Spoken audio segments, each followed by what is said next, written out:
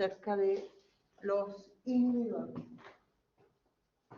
Cuando nosotros hablamos de inhibidores, estamos hablando de moléculas que tienen poco peso molecular o iones que van a interferir en la actividad enzimática. En este caso, la pueden hacer más lenta o la detienen completamente. Es importante conocer la actividad que tienen los inhibidores porque cuando se trabaja en farmacología se pueden generar determinados inhibidores cuando hay algunas reacciones químicas que no son adecuadas para el metabolismo. Entonces, se estudia los inhibidores, mecanismos de acción enzimática, especificidad de sustrato, naturaleza del centro activo, identificación de residuos para la catálisis. Porque como se hace de forma experimental, entonces se detienen los procesos y se van estudiando. La utilidad es la determinación de las rutas metabólicas. Ya. Estoy aquí al lado del micrófono ahora. ¿Ya? ¿Se escucha mejor?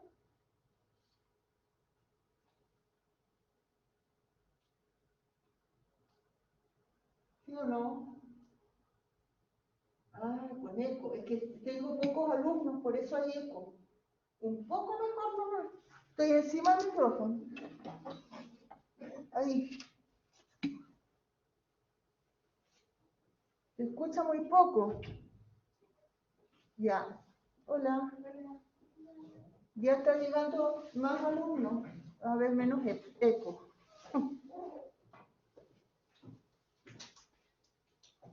A ver, díganme cómo se escucha. Dime, Carla. Escucha mejor. Ya. Entonces, la determinación de las rutas metabólicas y en el caso de la farmacología, entonces la generación de medicamentos, entre ellos antibióticos. Los antibióticos están diseñados. ¿Qué pasó? Me fui. Tiene mal internet.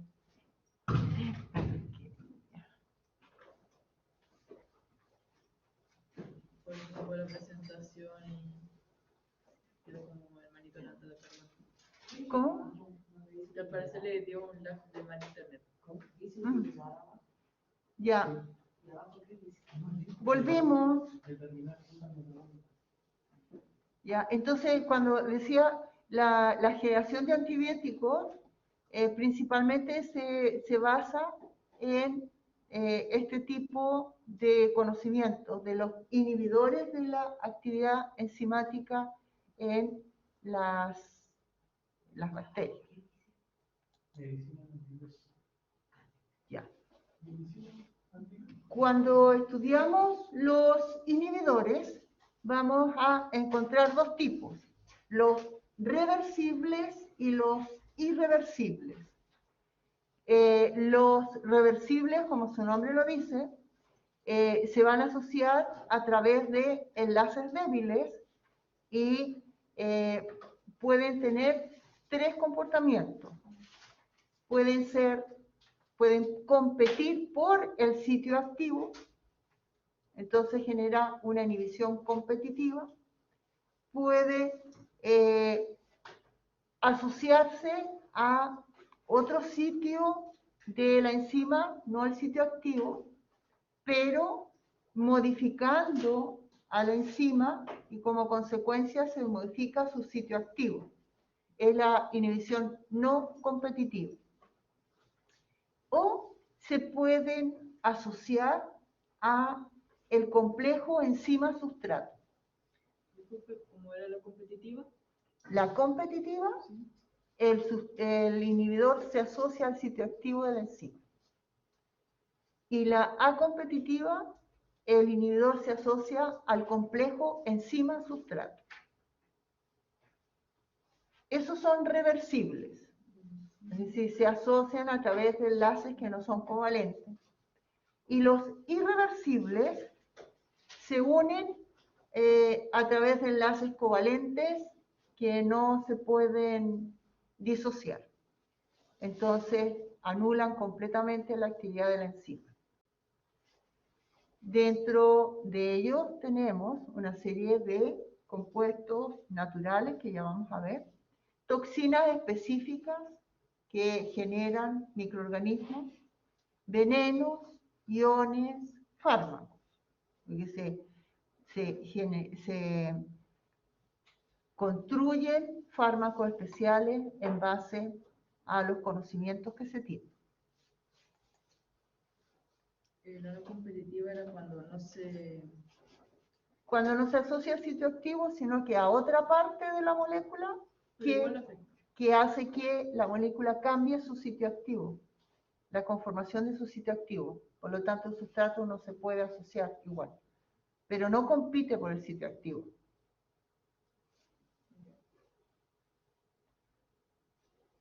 Entonces, aquí tenemos la inhibición competitiva. El sustrato y el inhibidor no se pueden unir a la misma enzima al mismo tiempo, por supuesto, porque tenemos un solo sitio activo. Y entonces, el inhibidor va a tener afinidad con este sitio activo, va a tener una estructura molecular muy parecida al sustrato. Y entonces va a competir por el acceso al sitio activo de la enzima. La inhibición mixta se puede unir a la enzima y al sustrato, que recibe el nombre de la acompetitiva, ¿ya? Y entonces, por supuesto, que allí no puede haber ninguna reacción. Y la inhibición no competitiva, el inhibidor ya va a afectar la actividad de la enzima porque se va a asociar a alguna parte de la molécula de enzima modificando su estructura. Ya, esto está en movimiento, pero aquí no lo podemos ver en movimiento. Está indicando qué es lo que hace un inhibidor competitivo. Entonces, aquí tenemos el sustrato.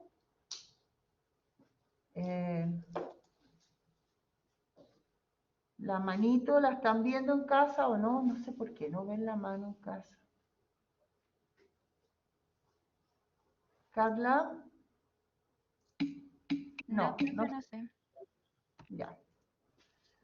Es que si me alejo, no me oyen. Entonces,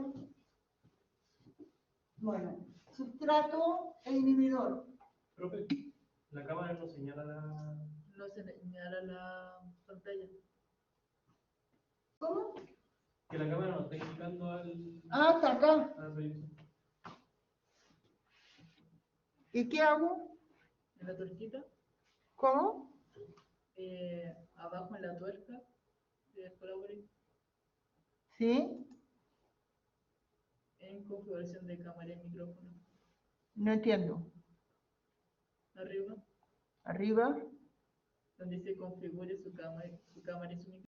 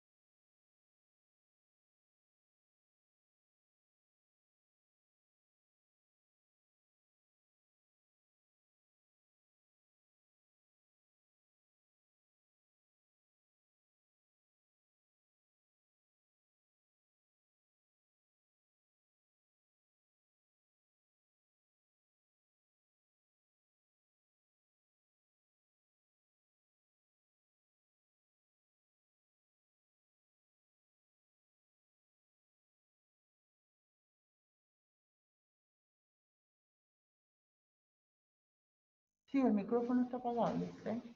Y esto está apagado también. Compartir video. Ahí sí está señalando la pantalla. Ya, muchas gracias. Ya, perfecto, gracias. Entonces, ahí tenemos el sustrato, el inhibidor, que van a competir por el sitio activo. Entonces, cuando el sustrato está asociado a la enzima, el inhibidor no puede hacer nada. Cuando el inhibidor está asociado a la enzima, el sustrato no puede hacer nada. Entonces, el efecto del inhibidor va a depender de la concentración que tenga el sustrato y el inhibidor. Si nosotros tenemos una alta concentración de sustrato, el inhibidor va a tener poco efecto, ¿cierto? Si el inhibidor está bastante concentrado, entonces va a tener el efecto contrario, ¿no? Este es competitivo. Ahora, el no competitivo. Aquí tenemos el sitio activo donde se va a asociar el sustrato.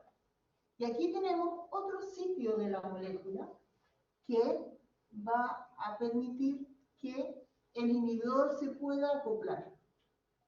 Cuando se acopla el inhibidor, se cambia la configuración del sitio activo. Por lo tanto, el sustrato no puede acoplarse a la enzima. Ese es el no competitivo.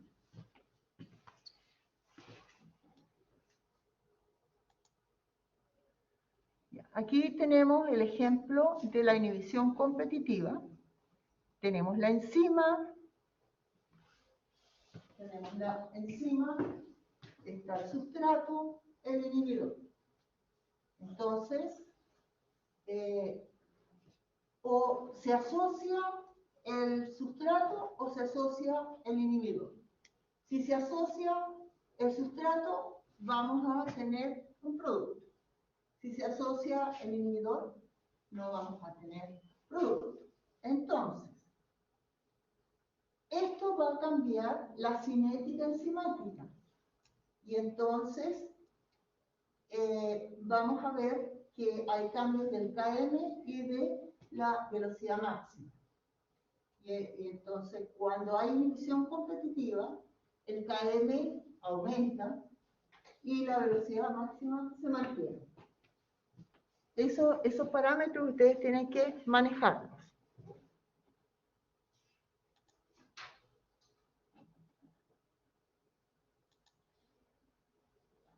Tenemos aquí algunos ejemplos de inhibidores competitivos, reversibles. El metotrexato, no sé si ustedes lo conocen, o metotrexato, se utiliza en el cáncer, se utiliza en todas aquellas enfermedades que tienen procesos inflamatorios, principalmente en las, ¿cómo se llama? En la artrosis, ¿ya? Entonces, este inhibidor va a competir en el sitio activo de la dihidrofosfato reductasa. Y esta enzima va a permitir que el ácido fólico, que es uno de los elementos que forma parte del complejo vitamínico B, ¿ya? Y se transforma en tetrahidrofosfolato. Y este es un cofactor necesario para la transferencia de carbonos en unas reacciones metabólicas en el organismo, ¿ya? Entonces, se utiliza como antiproliferativo, por eso se utiliza en el cáncer. O sea, evita que haya mitosis. Y también va a deprimir la acción del sistema inmunológico. Por eso es que se utiliza en aquellas enfermedades que producen inflamación. Tenemos aquí el tetrahidrofolato, aquí está, que es responsable. Las sulfamidas son antibióticos que se utilizan de alto espectro. Y entonces ahí lo que hace es inhibir la síntesis del DNA de las bacterias.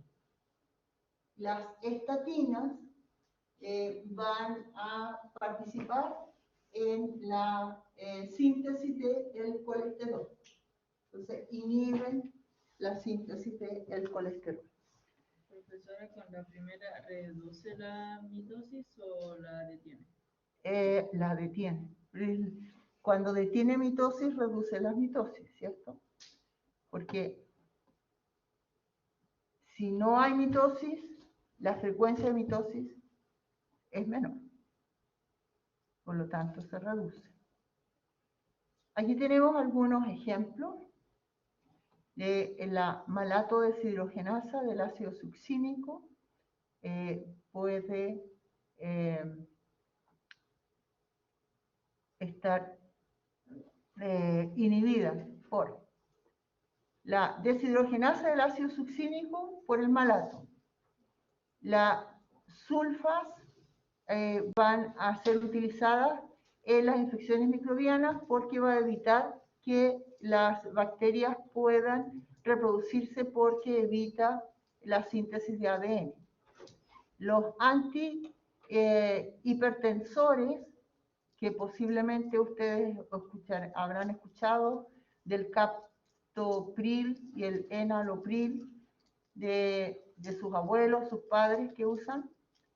El allopurinol controla la gota, que es acumulación de ácido úrico en las articulaciones.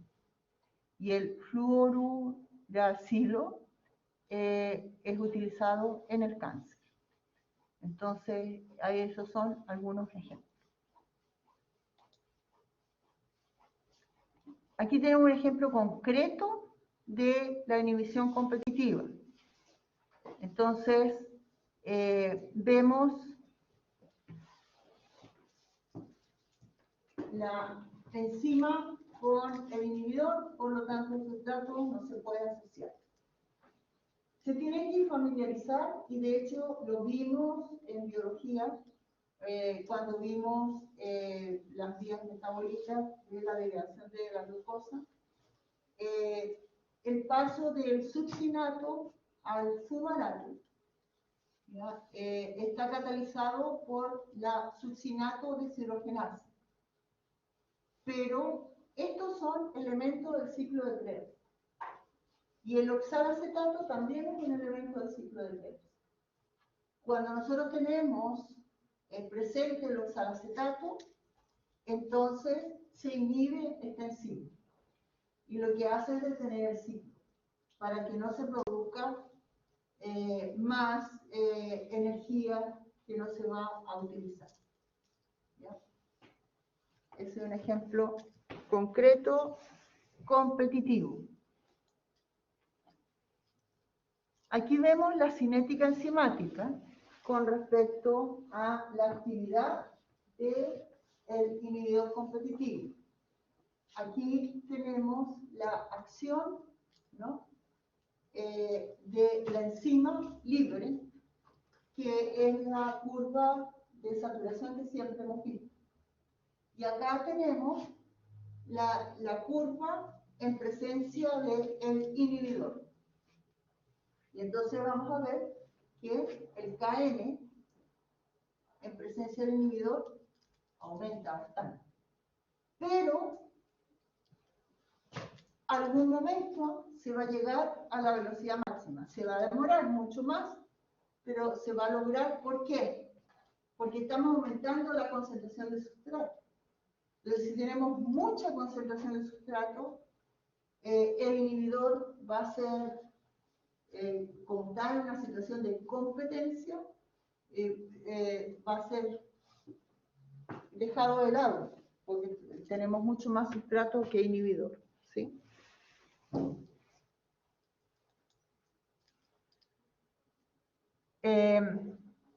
Aquí estamos viendo las curvas en relación a diferentes inhibidores. Entonces, vemos esta es la enzima libre y aquí tenemos diferentes inhibidores. Si nosotros llevamos esta curva a una ecuación lineal, entonces se va a representar lo que tenemos aquí de esta forma. Entonces, esta es la línea que nos demuestra que la acción del inhibidor competitivo, donde aumenta el Km y se mantiene igual la velocidad máxima. Entonces, ustedes pueden encontrar esos dos tipos de curvas cuando se hable de los inhibidores competitivos en este caso. ¿Ya? Entonces, ¿cuál es la característica de la ecuación lineal? Todos van a llegar a un medio de la velocidad máxima, porque se va a mantener, ¿no?, la velocidad máxima. Y de ahí sale la línea recta.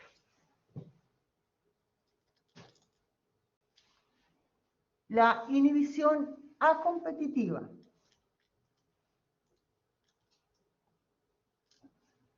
Entonces, en la inhibición acompetitiva, ¿qué es lo que decíamos que ocurría? En la inhibición acompetitiva, que se podía asociar el sustrato y el inhibidor a la vez.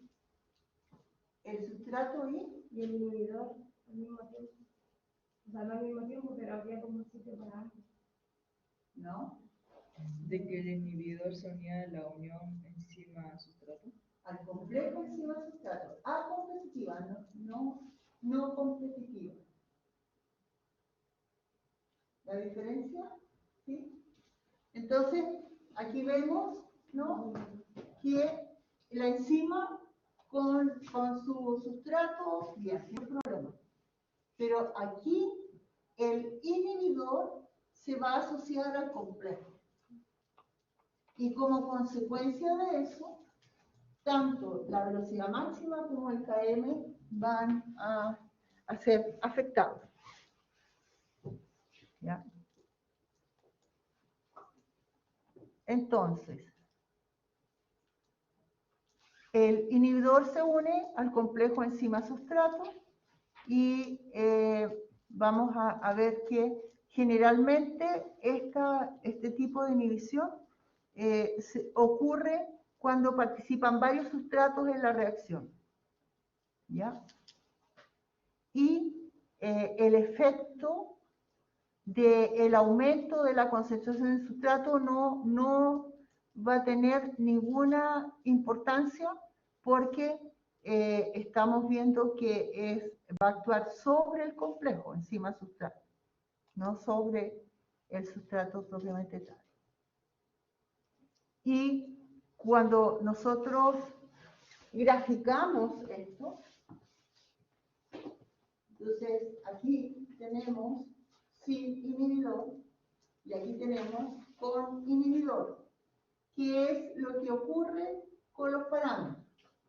La velocidad máxima disminuye y el Km disminuye también. ¿Ya? Entonces, esto es en función de la curva en base a Michaelis-Menten y esta es la curva lineal. Entonces, eso es como ocurre. Tenemos aquí sin inhibidor, desgraciadamente no se ve aquí. Tenemos un inhibidor que es paralelo. Entonces va a ocurrir el proceso paralelo, pero con una velocidad máxima más baja y un Km más bajo. La no competitiva, entonces, esa es la enzima va a tener otro sitio donde se puede acoplar el inhibidor y el inhibidor va a modificar el sitio activo de la enzima. y por lo tanto no se puede asociar al sustrato.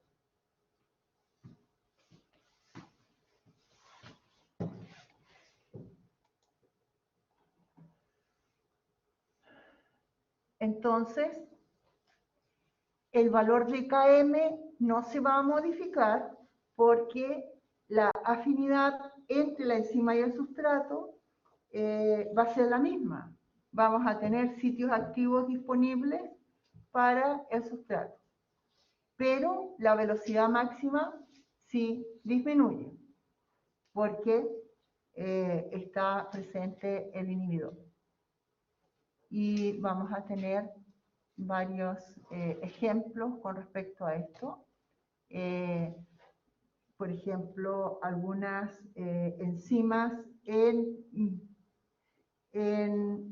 las zonas donde hay cisteína, y entonces se acoplan los inhibidores a esa zona, o a lugares donde está asociada a iones como cobre, mercurio y plata. Y entonces aquí tenemos un ejemplo importante. El cianuro. El cianuro se une al fierro de los citocromos. Cuando nosotros estamos en presencia de cianuro en nuestro cuerpo, ¿qué pasa?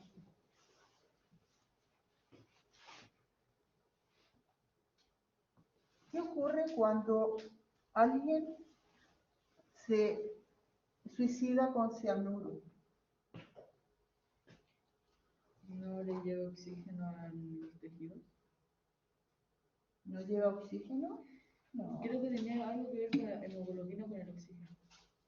¿No? Se envenena la sangre. Pero, ¿qué ocurre cuando... ¿Ya? ¿Qué ocurre cuando una persona ha estado en contacto con cianuro y lo tiene que ir a buscar?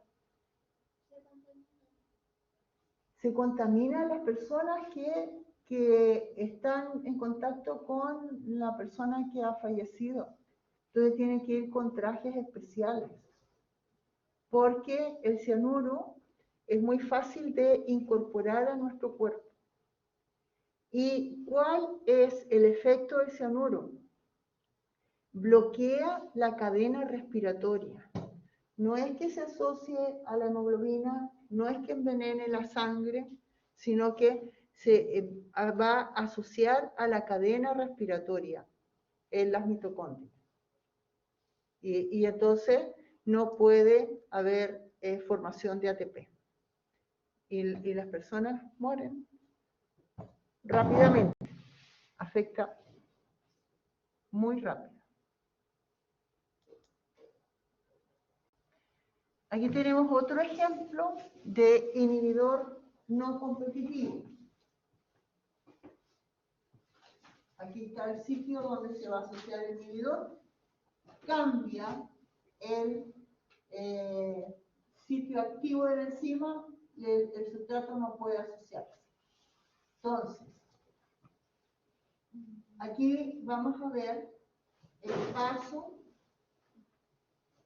de la treonina, que es un aminoácido, ¿cierto?, al alfa-cetoglutarato, bajo la acción de la treonina deshidratasa. Pero, si está presente la isoleucina, entonces esta se va a acoplar al sitio no activo de la enzima, va a modificar su sitio activo y la treonina no puede formar alfa-cetoglutarato.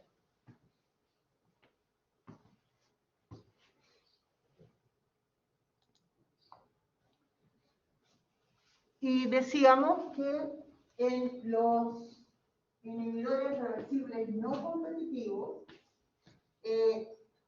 va a estar afectada la velocidad máxima. Y entonces depende cómo sea la acción del inhibidor, es la curva que va a determinar.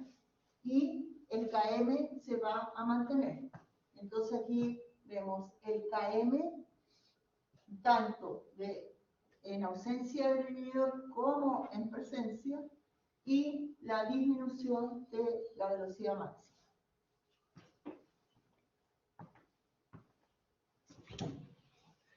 Para hacer esa curva lineal se tiene que utilizar los valores de KM y de velocidad máxima que nosotros utilizamos con la ecuación de Michaelis-Menten en forma inversa. Y de esa forma se va a determinar la línea.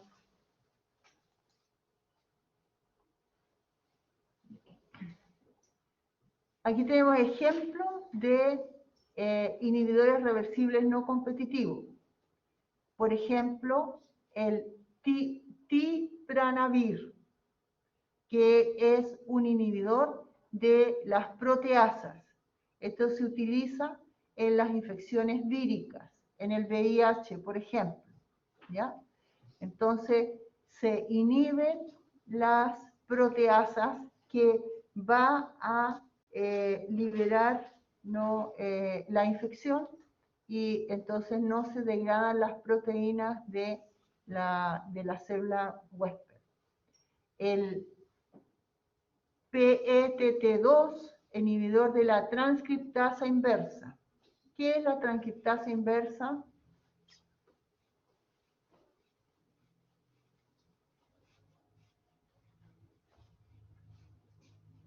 Transcriptasa inversa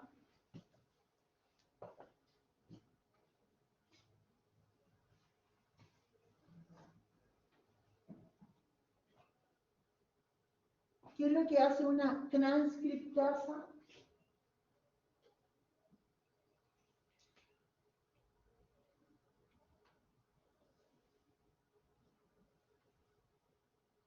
Eso es conocimiento de biología.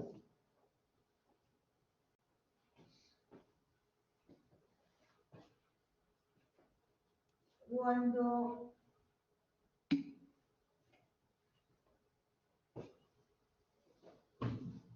ya, muy bien, Cristo. Sí, ya. Las transcriptasas lo que hacen es pasar de ADN a ARN en los procesos normales, el proceso de transcripción. Cuando nosotros hablamos de transcripción, estamos hablando del paso de ADN a ARN. Transcripción sinónimo de síntesis de ARN. Los virus, que son ARN virus, es decir, llevan ARN en su interior, tienen una enzima que se llama transcriptasa inversa. ¿Qué es lo que hace la transcriptasa inversa? Va a hacer el proceso contrario. A partir de ARN se va a formar ADN, que es lo que se está utilizando ahora para hacer las vacunas del COVID. ¿Ya? Entonces, ese ADN que se forma a partir del ARN en la célula huésped es incorporado al ADN de la célula huésped. Utiliza toda la maquinaria metabólica para producir todos los elementos del virus. Y de esa forma se replican los virus ARN. Entonces, ¿qué es lo que hace este medicamento? Es bloquear la acción de la transcriptasa inversa. Por lo tanto, no puede haber multiplicación de virus.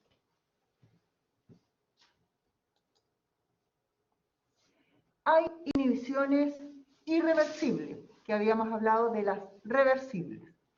En las inhibiciones reversibles va a haber una asociación covalente irreversible entre la enzima y el inhibidor. Y aquí tenemos un ejemplo que es bastante doloroso, que es el DIP, que es un compuesto fosforado que se utiliza como componente de las bombas biológicas para generar la muerte. Entonces, el gas sarina, por ejemplo, que se utiliza en las guerras biológicas, ¿ya? ¿Qué es lo que ocurrió en 1995? En el metro de Tokio se tiró una bomba con gas sarina y se murió un montón de gente. ¿Por qué? Porque el compuesto activo de este gas va a formar un enlace covalente irreversible con los residuos de serina de la enzima acetilcolinesterasa. ¿Qué hace la enzima acetilcolinesterasa? En la placa motora se va a liberar acetilcolina. Cuando nosotros hablamos de placa motora, estamos hablando de la relación entre el sistema nervioso y el sistema muscular. Entonces, los efectores del sistema nervioso son los músculos y las glándulas. La asociación entre la neurona motora y la fibra muscular, allí, cuando se produce la sinapsis, se libera acetilcolina. La acetilcolina tiene que estar en una concentración determinada en el espacio sináptico. Cuando la fibra muscular responde, entonces esta debe ser eliminada del espacio sináptico. ¿Y quién la elimina? La acetilcolinesterasa. Esta enzima va a degradar a la acetilcolina. Por lo tanto, la fibra muscular ya no va a estar hiperactivada. Este gas se asocia a esta enzima, por lo tanto, la acetilcolina no puede ser degradada. Y entonces se produce un estado tetánico de la fibra muscular, de todos los músculos estriados, los músculos esqueléticos. Como consecuencia de eso, las personas mueren ahogadas porque no pueden usar los músculos respiratorios. Entonces, ese es un ejemplo de una inhibición irreversible. Si se llega a tiempo, se puede, en algunos casos, colocar un antídoto de este inhibidor. Si no, la persona muere. Y en esa oportunidad murió mucha gente. ¿Puede explicar las cámaras de gas que usaban los nazis? No sé cómo era no sé lo que usaban en las cámaras de gas de los nazis. Realmente no lo sé.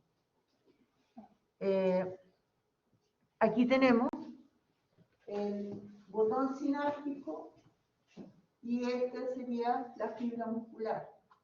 Entonces, la acetilcolina, que es el neurotransmisor, va a ser degradado en colina y ácido acético. Y bueno, la colina se recicla en el botón sináptico y posteriormente se forma la acetilcolina. Y para que ocurra eso, entonces tiene que actuar la acetilcolinesterasa. Ahí. Si está bloqueada, no puede hacerlo. Y se produce el estado de tetania. Ya, esto es lo mismo, es lo que les acabo de explicar. ¿Ya? Y entonces, en algunos casos se usa atropina para contrarrestar el efecto del inhibidor. Esos son los inhibidores. ¿Tienen alguna pregunta respecto a ello?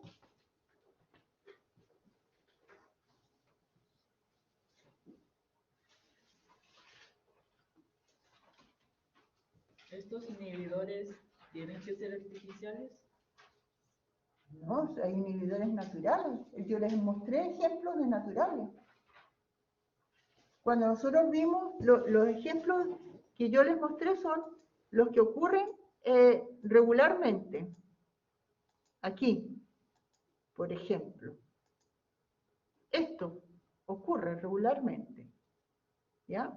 Cuando nosotros tenemos isoleucina presente en la reacción de la treonina y el alfa-cetoglutarato, la isoleucina va a inhibir el proceso. Porque si este proceso sigue, se va a formar un compuesto que no se necesita en esas concentraciones. Entonces se evita que se genere algo que no necesita el organismo. Lo mismo ocurre en este otro caso, en el ciclo de Krebs que vimos. Aquí. El ciclo de Krebs cuando nosotros tenemos mucho oxalacetato, que es un componente del ciclo de Krebs, entonces ya se bloquea el ciclo, donde en esa reacción del paso de succinato a fumarato, para que no siga más el ciclo porque ya hay suficiente ATP en la célula. En la célula no se produce nada porque sí, todo es porque se va a ocupar en el momento. ¿Ya? Entonces, el conocimiento que tiene el hombre acerca de los inhibidores le ha permitido generar compuestos químicos que inhiben a enzimas en procesos que a ellos les interesa inhibir. Entonces, esa es la gracia de la farmacología. ¿Preguntas?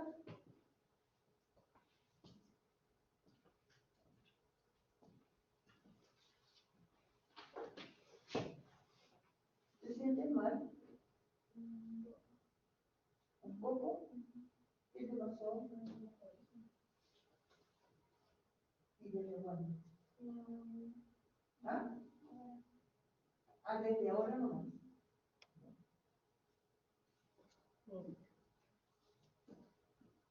Ya. Entonces,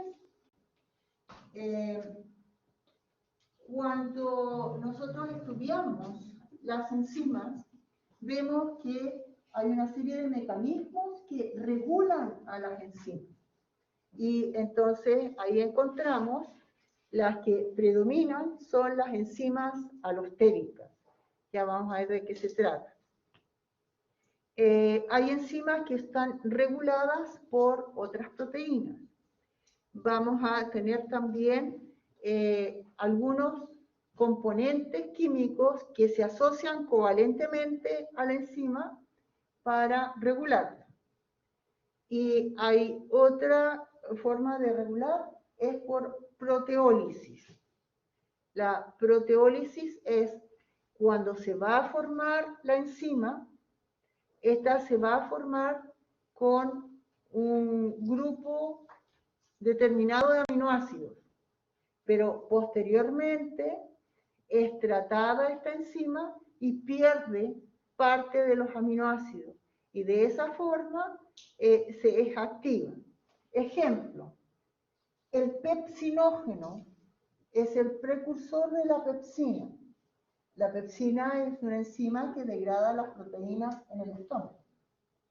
Entonces, para que se pueda formar la pepsina, tiene que estar presente el ácido clorhídrico, que va a permitir que ocurra la proteólisis del pepsinógeno y se transforme en pepsina. ¿Ya? Y hay otros que son enzimas inducibles. Entonces, vamos a ver que de acuerdo a las necesidades que tenga la célula, se va a inducir a que el gen que sintetiza esa enzima quede activo y se sintetice la enzima. Ya. Las enzimas alostéricas tienen un sitio diferente al sitio activo, o varios sitios, porque las enzimas alostéricas son muy grandes, son de estructura cuaternaria, están formadas por varias unidades, ¿ya? Que es un sitio regulador o sitio alostérico. Entonces, en ese sitio regulador vamos a encontrar que se van a acoplar moléculas que reciben el nombre de moduladores positivos o activadores. Y vamos a tener también moduladores negativos o inhibidores. Entonces, vemos que en los moduladores positivos vamos a tener una molécula que va a permitir que el sitio activo de la enzima sea mucho más afín a su sustrato. Eso va a ser lo positivo. Los negativos reciben el nombre de inhibidores alostéricos y entonces ellos van a estabilizar a la enzima en la forma inactiva, es decir, van a dejar fijo el sitio activo de la enzima y el sustrato no puede acoplarse.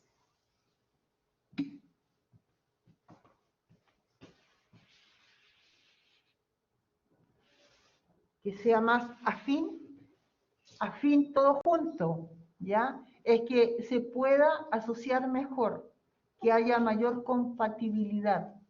Eso significa que es más afín. ¿Sí, Carla? De afinidad. Sí. Ya. Entonces, cuando nosotros hablamos de enzimas alostéricas, estamos hablando de aquellas enzimas que pueden cambiar su conformación espacial. Y entonces,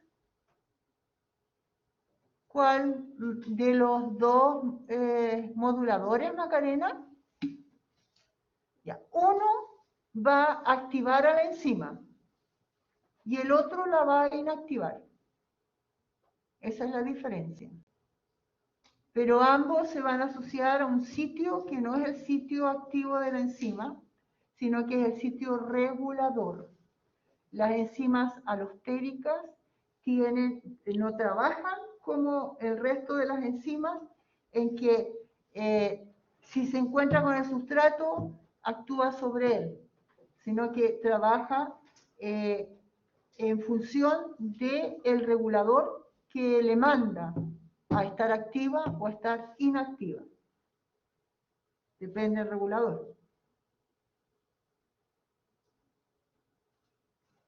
¿Sí te queda más claro, Macarena, o no? Ya. Bien, por nada. Entonces, cuando nosotros hablamos de las enzimas alostéricas, estamos hablando de aquellas enzimas que necesitan de modificarse para estar activa o estar inactiva, ¿ya? Y entonces hay una conformación que recibe el nombre de activa o inactiva, similar a lo que pasaba con la hemoglobina. ¿Qué pasaba con la hemoglobina cuando no estaba asociada al oxígeno? ¿Cómo estaba? Acuérdense que había dos estados.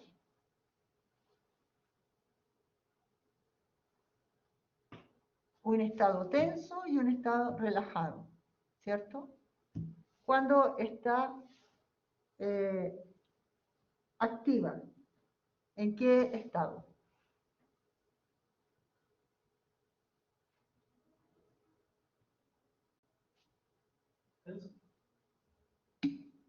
¿Cómo? Relajado. Ya. ¿Ya? Está en estado tenso cuando no se ha modificado su estructura para recibir más oxígeno. Y lo mismo pasa con la enzima. ¿Ya? Y entonces ustedes tienen aquí la enzima con su sitio activo y con el sitio alostérico. Entonces, aquí vemos que la enzima va a modificar su sitio activo por que está acoplada a su regulador. Entonces, esta es inhibición, porque el sitio activo no permite que se pueda acoplar el sustrato. En este otro caso, el regulador va a permitir el cambio conformacional del sitio activo para que se asocie al sustrato. Y esa es activación alostérica.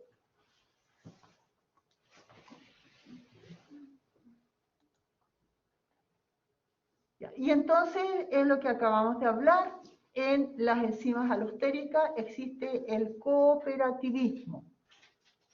¿Qué era el cooperativismo en la hemoglobina?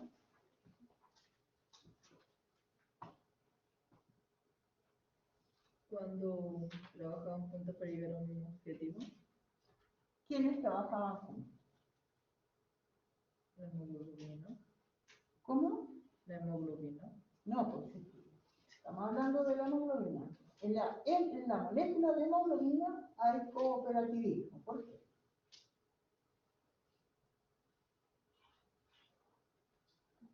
Por las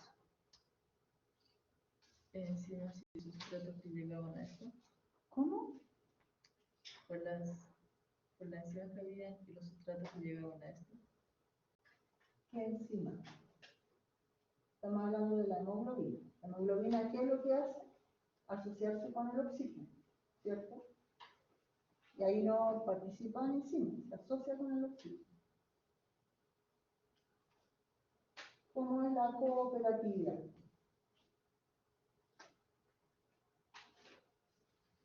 ¿Cómo está formada la hemoglobina?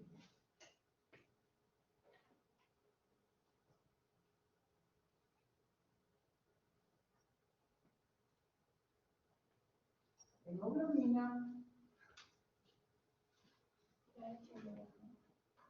¿Cómo?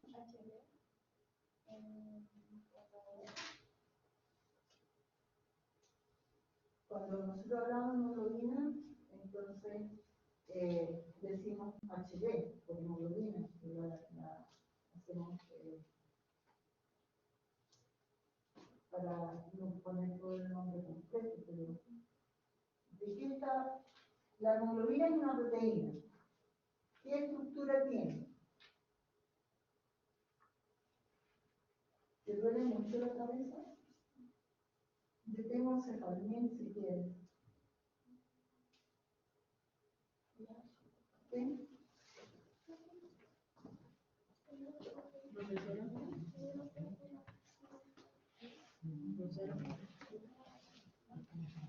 Ya. La proteína es una proteína. ¿Qué estructura tiene?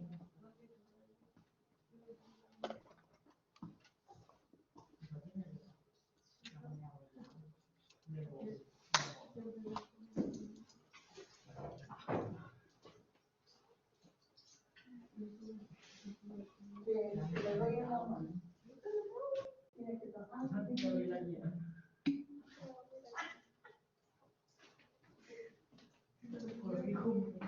Profesora,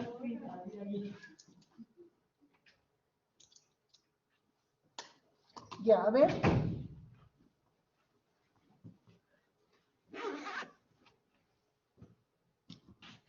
Ya, estoy preguntando en qué consiste el cooperativismo. Para llegar al cooperativismo de las enzimas alostéricas, estoy preguntando cosas que vimos anteriormente, como el cooperativismo en la hemoglobina. Entonces, pregunto, ¿cómo está estructurada la hemoglobina? ¿De subunidades?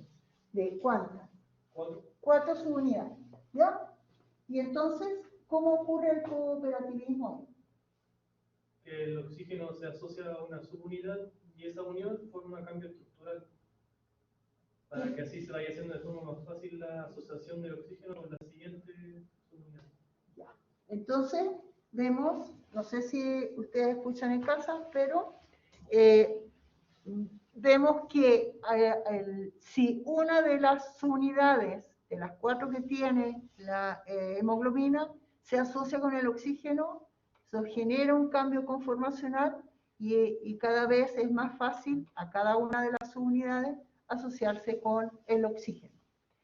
Cuando nosotros hablamos de las enzimas alostéricas, nosotros vamos a hablar de unas proteínas complejas formadas de muchas subunidades y entonces cada subunidad, que aquí le damos el nombre de protómero, ya va a tener un centro activo y un centro regulador.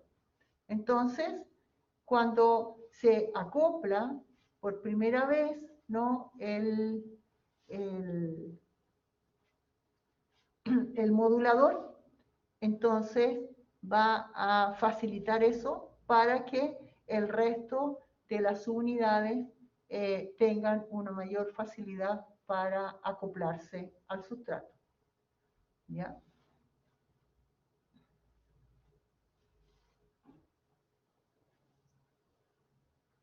Entonces, a ese fenómeno se le llama transmisión alostérica.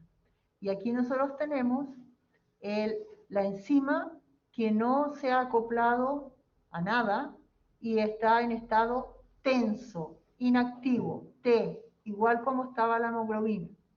Y cuando se acopla, entonces está en estado R, está activo. Y tenemos el modulador que permite que los sitios activos de la enzima,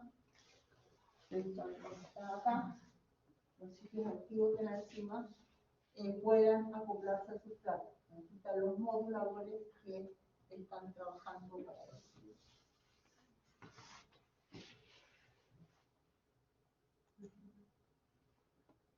Y como lo mismo que ocurría en la hemoglobina, la curva de la cinética enzimática no va a ser la que nosotros conocemos regularmente, sino que va a haber una curva sigmoide, porque hay cooperativismo. ¿Sí?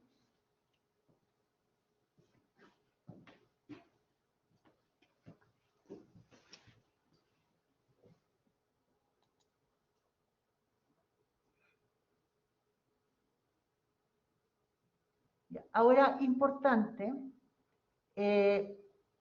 la regulación de la respuesta enzimática con respecto a los cambios de la concentración del sustrato va a ser diferente justamente por el cooperativismo. ¿Ya?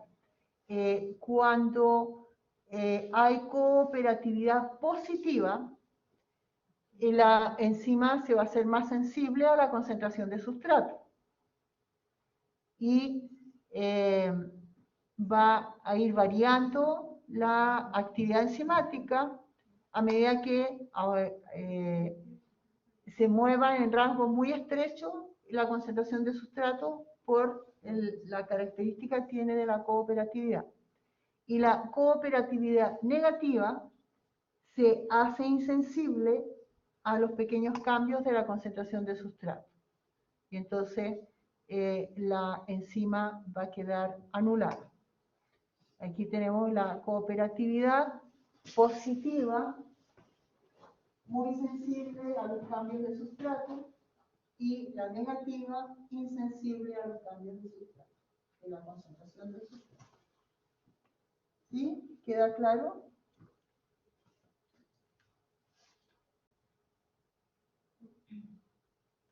¿Entienden lo que está ocurriendo?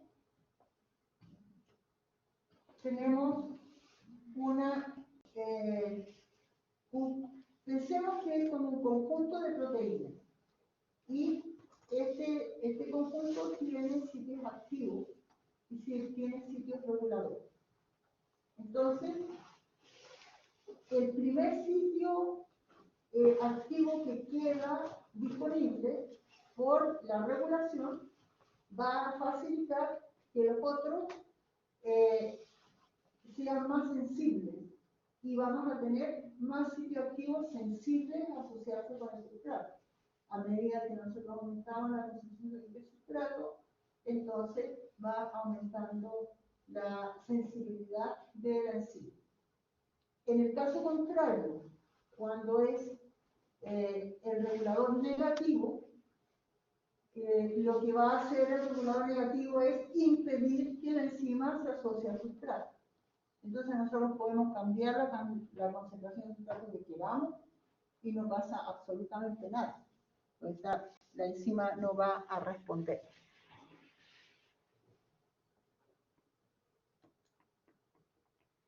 Ya, y este es un esquema que muestra la activación alostérica.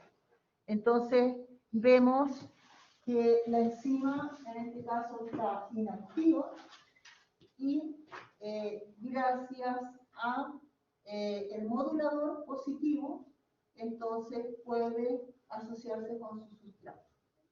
Y aquí tenemos algunas enzimas activas y aquí tenemos el 100% de las enzimas activas, gracias a la cooperatividad.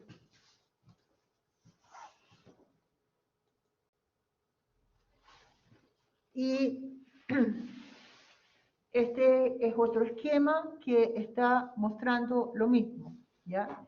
Tenemos dos unidades de la enzima, una donde está el sitio alostérico y otra donde está el sitio activo, y entonces el activador alostérico va a influir en la unidad donde está el sitio activo para que el sustrato se pueda asociar.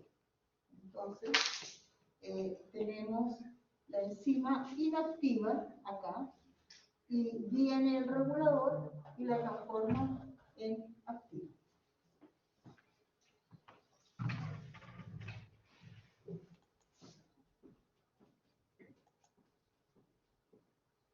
La inactivación alostérica es lo contrario. Entonces, aquí la enzima está activa, viene el modulador negativo y genera un cambio conformacional en que no puede asociarse con el sustrato. Aquí está el 100% activa, viene el modulador y genera la inactivación en un porcentaje determinado.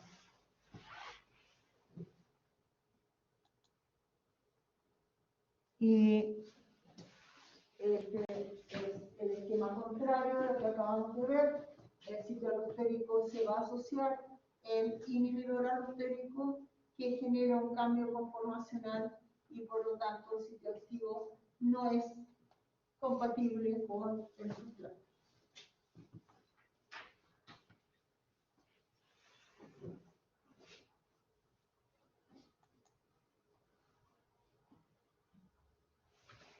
Si nosotros nos vamos a la cinética enzimática, entonces aquí vemos la curva central es una enzima que no está afectada por ningún modulador. La curva superior, el modulador positivo, y la curva inferior, el modulador negativo. Entonces, vemos que al cabo de un tiempo, por supuesto, porque los moduladores no están en concentraciones tan altas, se va a llegar a la velocidad máxima igual, ¿no? Pero con estas curvas que son sigmoidales por la cooperatividad que ocurre. Esto es muy importante porque estas enzimas van a regular la velocidad de las reacciones químicas de los procesos metabólicos.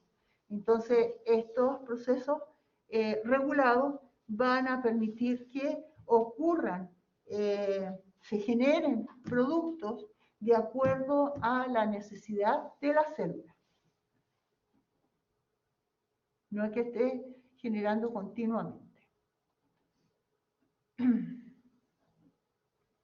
Entonces, cuando nosotros estudiamos la regulación alostérica, vemos que no se cumple la ecuación de Michaelis-Menten y vemos que la curva es sigmoidal. Y vamos a ver que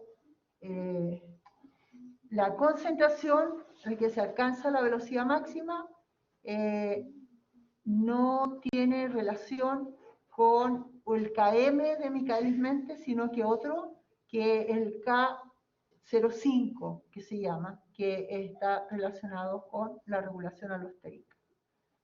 ¿Ya? Pero es una constante que nos está mostrando de todas maneras la afinidad entre la enzima y el sustrato. La regulación, ya, ¿está bien, David? Que vaya bien. La regulación por feedback negativo, ¿ya? Vamos a ver que ya lo vimos en el ejemplo anterior, ¿no? Que el producto final de una reacción química se va a acoplar al sitio alostérico para evitar que la primera enzima de la reacción química pueda incentivar toda la vía metabólica.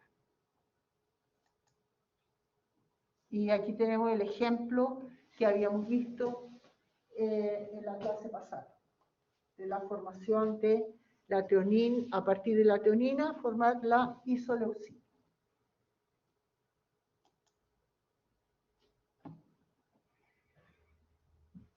En la regulación alostérica vamos a encontrar moduladores que pueden tener efecto homotrópico o heterotrópico. Cuando nosotros hablamos de efecto homotrópico, significa que el propio sustrato actúa como efector positivo. Entonces, mientras más sustrato tenemos, más se incentiva la actividad. Y el heterotrópico, que hay un efecto diferente al sustrato que actúa en el sitio regulador. Entonces, aquí la curva que nosotros estamos viendo, ¿no? Eso va a depender, por supuesto, del tipo de modulador. Aquí tenemos el positivo y aquí tenemos el negativo. Pero en ambas, importante, ¿sí? Actúa el sustrato como activador o un modulador determinado. Cuando nosotros hablamos de regulación alostérica, estamos hablando de secuencias de reacciones químicas y que estas enzimas tienen varias unidades donde se van a encontrar varios sitios activos que pueden ser modificados.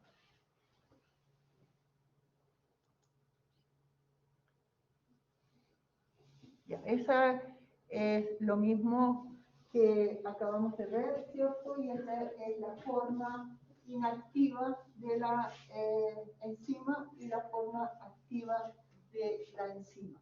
La secuencia de reacciones químicas y cómo se ve afectada esta secuencia por el producto final.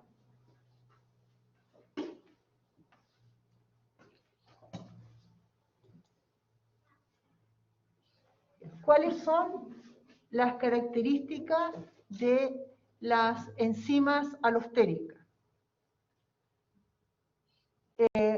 Bueno, hay un sitio determinado, que es el sitio regulador o alostérico, al cual se va a asociar alguna molécula, la cual va a influir en la actividad enzimática, haciéndola más activa o inhibiéndola. La unión con estas moléculas es reversible. No hay enlaces covalentes con estas moléculas. y son homotrópicas o heterotrópicas que acabamos de ver. Como son moléculas complejas, entonces van a tener más de 2 sitios reguladores, al igual que los sitios activos. Entonces están formadas de varias subunidades y su comportamiento de actividad cinética es sigmoideo, porque presentan cooperatividad.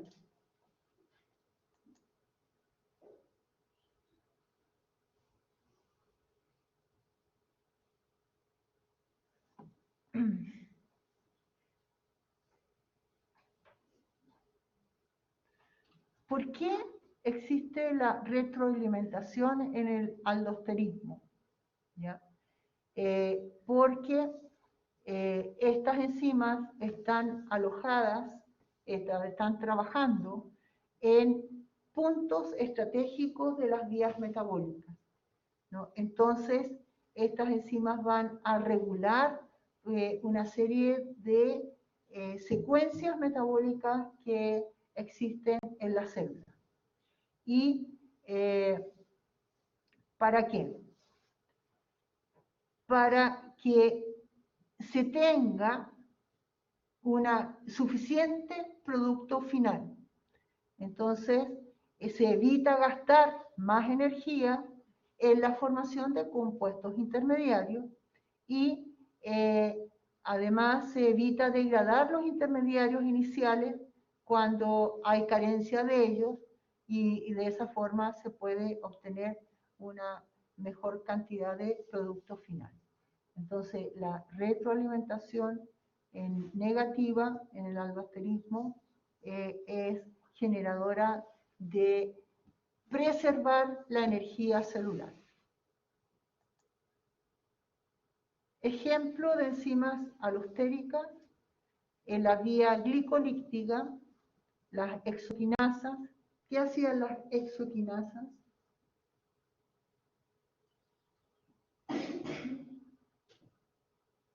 ¿Qué hacen las quinasas en general?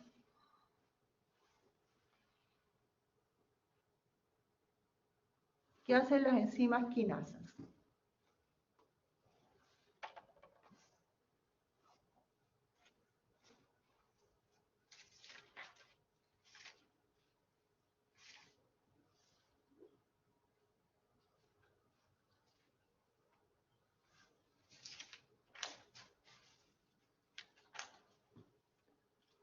¿Ustedes vieron glicólisis en biología? Cuando vieron metabolismo, ¿vieron la glicólisis? El ciclo de Krebs, la cadena respiratoria, ¿sí o no? Creo que la cadena respiratoria no. Ya. Y estoy hablando de la glicólisis. Ahí trabajan exoquinasas. Son exoquinasas. Les pregunto qué son las enzimas quinasas o las moléculas quinasas. Son las que fosforilan. Entonces, ¿qué es lo que ocurre? Nosotros partimos de glucosa. ¿Y cuál es la primera reacción química en la glicólisis? La fosforilación de la glucosa. Entonces, la glucosa y la fructosa tienen 6 átomos de carbono. Por eso se llama exoquinasa. Va a fosforilar a moléculas con 6 átomos de carbono. Entonces, primero se fosforila la glucosa, se transforma en glucosa 6-fosfato. Después viene una mutasa y la transforma en fructosa. Y después viene nuevamente una exoquinasa y la fosforila nuevamente a la fructosa 6-fosfato. Y queda 1,6-difosfato. ¿Sí? Entonces, aquí estas exoquinasas son alostéricas. ¿Ya? La acetilcolina carboxilasa en la biosíntesis de lípidos, la aspartato transcarbamilasa en la biosíntesis de nucleótidos, el glutamato de deshidrogenasa en la degradación de los aminoácidos, la citrato sintasa y todas las varias enzimas del ciclo de Krebs son enzimas alostéricas. ¿Qué significa que sean enzimas alostéricas? Díganme ustedes.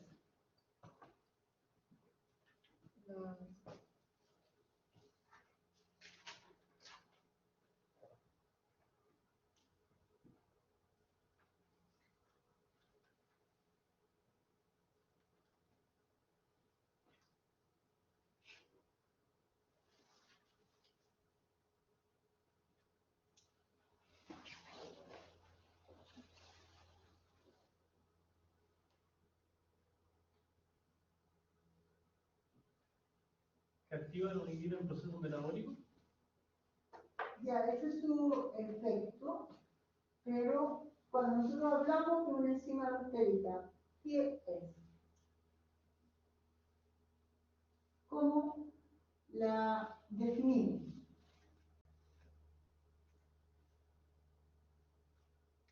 Una enzima que se podría decir que necesita un regulador.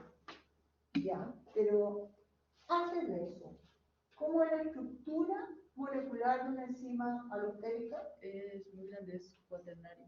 Ya, tiene una estructura cuaternaria y Varios sitios activos. varios ¿qué? Sitios activos. Sitios activos y sitios reguladores. Importante eso. De cada una de las unidades que forman a la enzima alostérica va a tener sus propios sitios activos y sus sitios reguladores. Ya. ¿Qué más? Como consecuencia de eso, según el regulador y el efecto que tiene la enzima, y ya hace como la activación o de inhibición con relación al sustrato. según el regulador y qué, Según el regulador y el efecto que tenga en la enzima sería de activación que permitiría la unión con el sustrato o de inhibición. de Ya. inhibición. Va a tener reguladores positivos y negativos, sí. Pero, ¿cómo trabaja este conjunto de unidades de la enzima? Cooperativamente. ¿Ya? Eso es una de las características importantes de la enzima. ¿Ya? A los tres. Entonces, como consecuencia de cómo es esta enzima, ellas van a regular procesos metabólicos celulares. ¿Sí? Ya. Entonces, ahora vamos a descansar. Volvemos a las 10:20.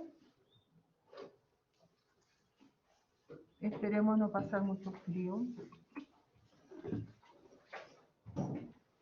Ustedes en casita están calentitos.